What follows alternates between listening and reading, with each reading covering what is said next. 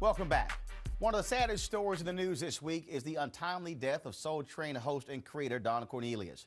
What a shock it was to hear that a man who was loved by so many people and appeared to have taken his own life. With his smooth voice, he brought black music and culture into America's living rooms at a time when you couldn't see it anywhere else. He introduced us to artists we only heard on black radio. And who can forget the famous Soul Train line that taught us to dance? We'll certainly miss Don Cornelius, but his legacy will continue to live on through those who knew and respected him and those faithful viewers who would stop whatever they were doing every Saturday, likely cleaning up the house, to take the hippest trip in America. Joining us now from Indianapolis, Indiana, to talk about the legacy of Don Cornelius is Don Jackson, founder and CEO of Central City Productions and former Soul Train producer. Radio and TV personality Donnie Simpson, and entertainment journalist John Murray. Everybody, welcome to the show. Glad you're here. Certainly sad news, but Don, I want to start with you. Don Cornelius, and when you got your Trumpet Award, when he presented you, you told the story that you didn't think this show was going to be successful. Yeah, you know, we were at WBON Radio back in the late 60s. And we were both frustrated and getting ready to leave. And he said, man, come on, work with me on this show. And I said, well, what's the name of it? He said, Soul Train. I said, man, a show like that will never make it. And I said, so he went his way and I went my way. And then 15 years later, I had a joint venture with Tribune Broadcasting, and they said, they were syndicating my shows. They said, do you think you could talk to that Don Cornelius fellow and we can syndicate his show?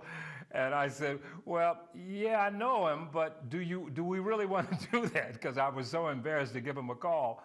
So I called him, and he said, do you remember what you told me when I wanted you to work with me on Soul Train? So he said, yeah, you come on out here. And I came out, and he told me, you know, really, why do I need you? And I had the Tribune and all of their stations, and I showed him that his show at the time, which had been on for about 15 years, was going into the losing time periods and advertisers, and we hooked up after that. But yeah, that was the experience, first experience I had. Don, I didn't know every day. Don was like, dang man, what was I thinking? Donnie, that's exactly right. Donnie, talk about just the impact of Soul Train, and I alluded to it. I mean, I'm sorry, if you over 40 years old, you knew either I got all of those chores done before 9 in some markets, or I would get my behind whipped, or I'll be upset because I missed Soul Train. Yeah, you didn't miss Soul Train. I mean, Saturday morning in my house, that's what we did, man. Like every house, you know, in the country, man. You know, it was just can't miss TV. It was, you know, it's so important because before that, I remember as a kid, you know, running home, we all knew if the Temptations or the Supremes or the Four Tops, whoever was going to be on Mike Douglas that day, because it was so rare that they ever got any of those opportunities, you know. So we would run home, make sure we're in front of the TV at 4 to watch that.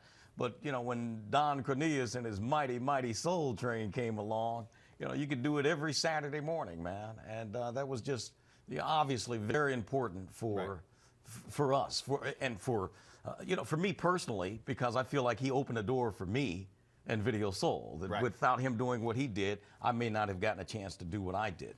But, you know, for entertainers, oh my goodness. Now, John, also, it was a cultural phenomenon because not only did you actually see black artists, but you saw the clothes black folks wore, you saw the hairstyles, you saw the dancing, and so you saw black expression every week. Yes, you know, and I'm way under 40 and still could appreciate Soul Train because I, too, wanted to get my chores done and watch the show. It gave black music a face. I mean, it was the show that first gave us Aretha Franklin and Al Green and Barry White. But for my generation, it was the first time I saw SWV and Tyrese and all these other artists. And before Britney Spears and all these pop stars were lip syncing, they were lip syncing on Soul Train.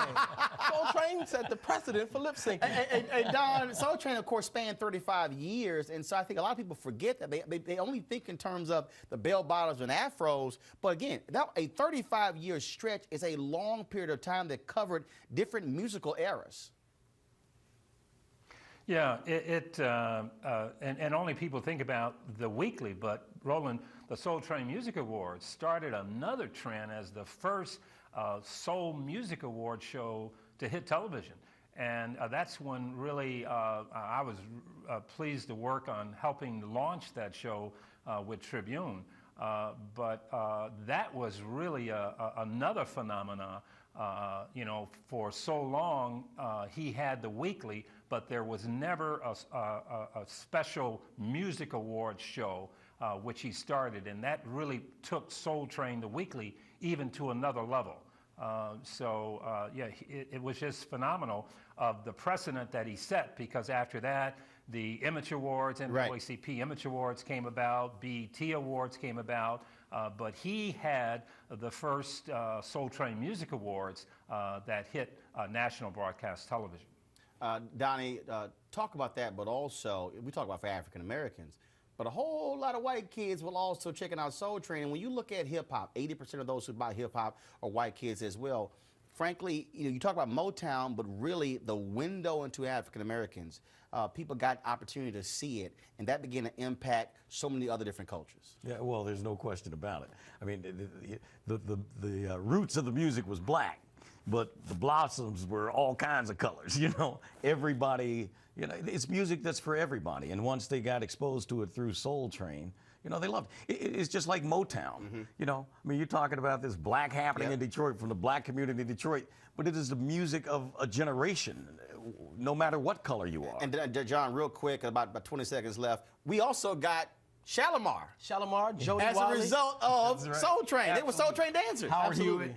and Don mentioned the Soul Train Awards. It became so successful, it had its own spinoff, the Lady of Soul Awards. So talk about an enterprise that just kept rebuilding and rebranding. Well, I'll tell you what, folks, so we're out of time, but I'll say this. What I also appreciate is that Don Cornelius own this show, because we talk about people who are hosts in somebody else's deal, but being able to own the show is also important as well. Huge. So we certainly appreciate it.